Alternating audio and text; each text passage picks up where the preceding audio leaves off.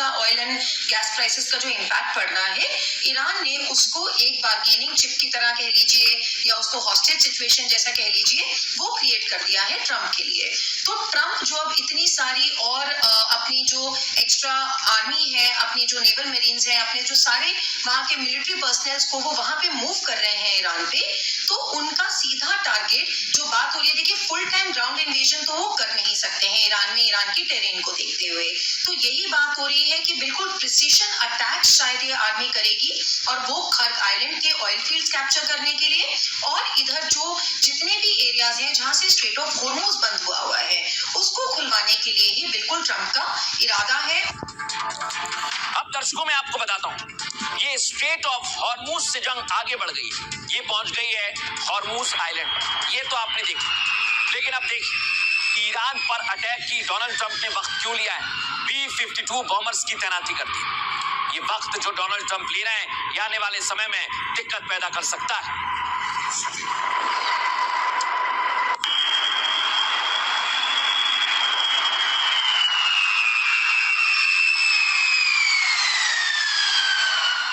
देखिए Donald Trump ने कल संकेत दिए थे दुनिया को कि स्ट्रेट ऑफ हॉर्मुज अब स्ट्रेट ऑफ ट्रंप, यानी वो उसी आइलैंड पर कब्जा करना चाहते हैं। सुनिए जरा डोनाल्ड ट्रंप ने क्या कहा।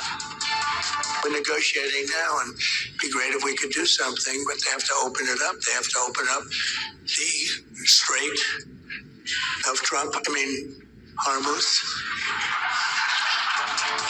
अब दर्शकों मैं आपको बताता हूं तैयारी क्यों है। ये आप देखिए, युद्ध में अमेरिका के सैनिक उतरने को तैयार है।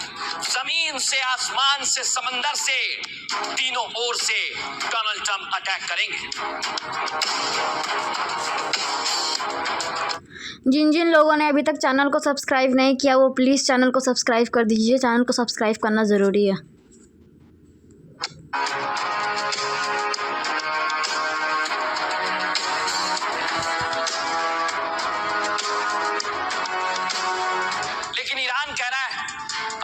कितने सैनिक आ रहे हैं, कितने युद्धपोत आ रहे हैं, IRGC भी तैयार है। सुनिए जरा। معروف به دروغگوترین رئیس جمهور کشورهای جهان شده است و هیچ ثبات فکری و گفتمانی ندارد، به هیچ عنوان قابل اعتماد نیست و متاسفانه سران آمریکا به کسی اختیارات فرماندهی نیروهای مسلح را واگذار نمودند که به دلیل بی‌تعادلی अब दर्शकों मैं आपको बताने वाला हूं, जिस तरह से अभी युद्ध चल रहा है, ये आगे और ज्यादा भयानक होगा, क्योंकि अब हॉर्मुज आइलैंड पर ट्रंप दावा ठोक रहे हैं और तैयार है खलीफा की सेना। हॉर्मुज पर ट्रंप के सब्र का बांध टूटता दिख रहा है दर्शकों। वो हॉर्मुज खोलने के लिए अमेरिकी सैनिक को भेजने वाले हैं। अमेरिकी सेना ईरान में ग्राउंड ऑपरेशन की तैयारी कर रही है दर्शकों। इसके लिए पेंटागन ने जबरदस्त तैयार किया है एक प्लान। वॉशिंगटन पोस्ट की रिपोर्ट। जिन जिन लोगों ने अभी तक चैनल को सब्सक्राइब नहीं किया, वो प्लीज़ चैनल को सब्सक्राइब कर दीजिए। चैनल को सब्सक्राइब करना ज़रूरी है। पूरी तरह से धावा बोलने का तरीका है। इसमें स्पेशल ऑपरेशन आर्मी और रेगुलर इन्फेंट्री हो। जमीनी हमले में खार द्वीप पर कब्जा करने की योजना है और हॉर्मुज के तटों पर छापे मारना, हथियारों को नष्ट करना अमेरिकी सेना की प्राथमिकता है। खार आइलैंड ईरान की तेल अर्थव्यवस्था की रीढ़ माना जाता है और यहाँ से ईरान अपने ज्यादातर कच्चे तेल का भी निर्यात करता है। अगर अमेरिका इस द्वीप पर हमला करता है या इसे निष्क्रिय कर देता है, तो ईरान की आर्थिक ताकत पर इसका सीधा असर पड़ेगा। और आप मानिए, स्ट्रेट ऑफ हॉर्मुज से भी ईरान की अच्छी खासी कमाई होती है। इसलिए डोनाल्ड ट्रंप अब दूसरे रास्ते से खलीफा को कमजोर करना चाहते हैं। ट्रंप के इस प्लान पर ईरान ने बड़ी चेतावनी जारी कर दी। ईरानी अखबार तेहरान टाइम्स ने अपने फ्रंट पेज पर एक खबर लगाई दर्शकों। फ्रंट पेज पर लिखा, वेलकम टू हेल, मतलब नर्क में आपका स्वागत है।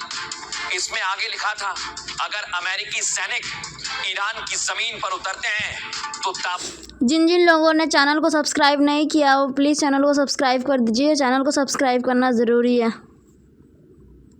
चैलेंज है दर्शकों, और अगर ये होगा तो आप मानकर चलिए युद्ध थमने वाला नहीं है। सुनिए, डोनाल्ड ट्रंप सोच रहे हैं कि ईरान की इकोनॉमी ऐसे ही कमजोर है और अगर खड़ग आइलैंड से ईरान के कच्चे तेल के एक्सपोर्ट को रोक देंगे तो फिर ईरान की इकोनॉमी चरमरा जाएगी। इसके देशों के आसपास और अरब सागर में 5000 मेरीन कमांडोज को जमा कर लिया है। दो एम्फीबियस असॉल्ट शिप वहां पहुंच गई हैं। तो शायद यह होगा कि जमीनी रास्ते से समुद्र की दिशा से मेरीन कमांडो हमला करेंगे खड़ग आइलैंड पर। ठीक उसी समय 2000 पैराट्रूपर्स आसमान में C-17 और C-130 विमानों के द्वारा खड़ग आइलैंड के ऊपर उतारे जाएंगे। तो 3 दिशा से जब खड़ग आइलैंड पर हमला होगा तो पेंटागन उम्मीद कर रहा है कि खड़ग आइलैंड पे जो एक ब्रिगेड IRGC के जवान तैनात हैं वो हार जाएंगे।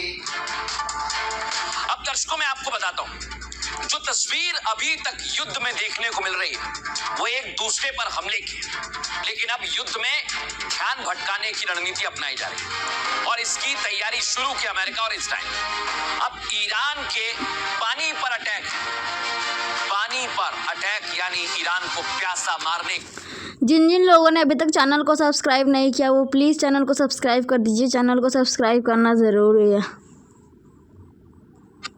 उधर ऊर्जा संयंत्र पर यानी वो इजराइल के एनर्जी पर सीधे अटैक कर रहा है और ये जंग दर्शकों पानी और उद्योग जगत को लेकर अब बढ़ती जा रही है।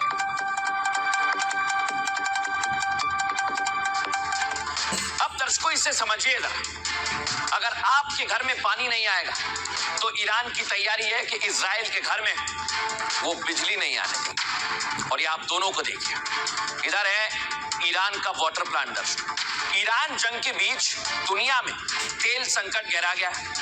तेल के साथ साथ अब पानी को लेकर भी युद्ध शुरू हो गया है। दर्शकों रविवार को अमेरिका इजराइल यानी आज ही ईरान पर बड़ा अटैक किया है और इजरायली विमानों ने ईरान के जल भंडार को टारगेट कर अटैक किया। ईरान के दक्षिण पश्चिम शहर हफ्तकेल में हमला किया गया और हमले में ईरान के वाटर प्लांट को भारी नुकसान पहुंचा है, जो आपको मैं दिखा रहा हूं। स्थानीय अधिकारियों का कहना है शहर के मुख्य जल भंडार को निशाना बनाया गया है, जिससे जलाशय पूरी तरह तबाह हो गया। यहाँ एक ब्रॉडकास्टिंग ट्रांसमीटर भी लगा हुआ था जिस पर मिसाइलें गिरी। हमले में एक व्यक्ति के घायल होने की खबर है और हमले के बाद हजारों निवासियों के पेयजल की आपूर्ति ठप हो गई। दर्शक इससे एक बड़े मानवीय और जल संकट की आशंका बहुत ज्यादा बढ़ गई है। Angel One app is built for traders.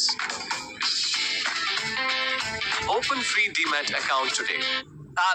जल स्रोतों को निशाना बनाया जा रहा है। युद्ध में इस तरह की क्रूरता, इस स्तर की क्रूरता के लिए कोई शब्द नहीं।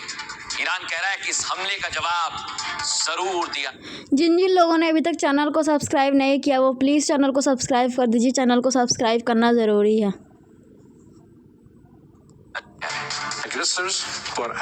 वे जानबूझकर अस्पतालों, एम्बुलेंसों और जल स्रोतों को निशाना बना रहे हैं।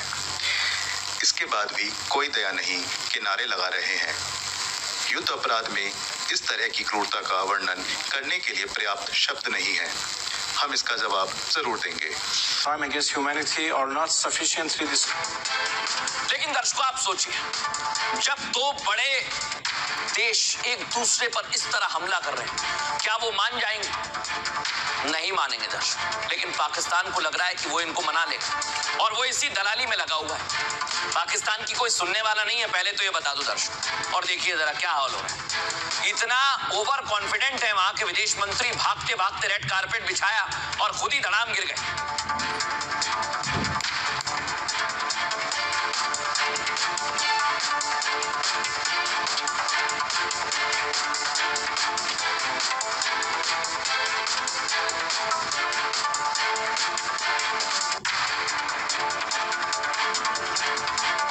अब मैं आपको दिखाता हूं दर्शक, पाकिस्तान के मंत्री तो धड़ाम से गिर गए, लेकिन तुर्की, मिस्र और सऊदी के विदेश मंत्रियों को पाकिस्तान अपने घर में बुलाता है और कह रहा है कि युद्ध के बीच हम पूरी तरह से मध्यस्थता के लिए तैयार हैं।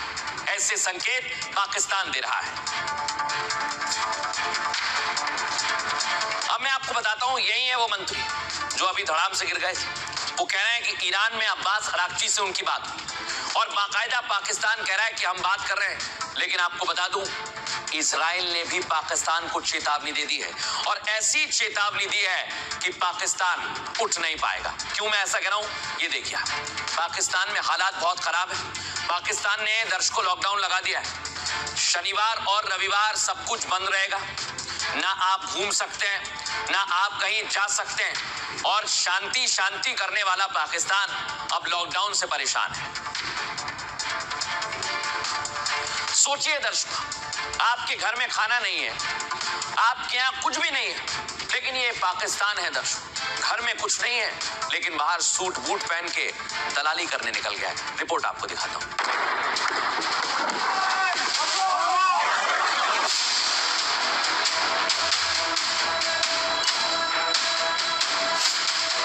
अमेरिका ईरान जंग के बीच पाकिस्तान चौधरी बनने की कोशिश कर रहा है। जंग को रुकवाने के लिए खुद को शांति दूत बताने में लगा है, लेकिन उसके विदेश मंत्री जो इन कोशिशों को आगे बढ़ा रहे हैं, खुद को ही नहीं संभाल पा रहे। जब 3 देशों के विदेश मंत्री पाकिस्तान पहुंचे तो इशाक डार को लगा अब जंग रुकवाने में वक्त नहीं लगेगा। इशाक डार इसी आती आत्मविश्वास के साथ लंबे लंबे कदमों के साथ मंच की तरफ बढ़ने लगे। तभी अचानक ऐसे गिरे कि संभल नहीं पाए।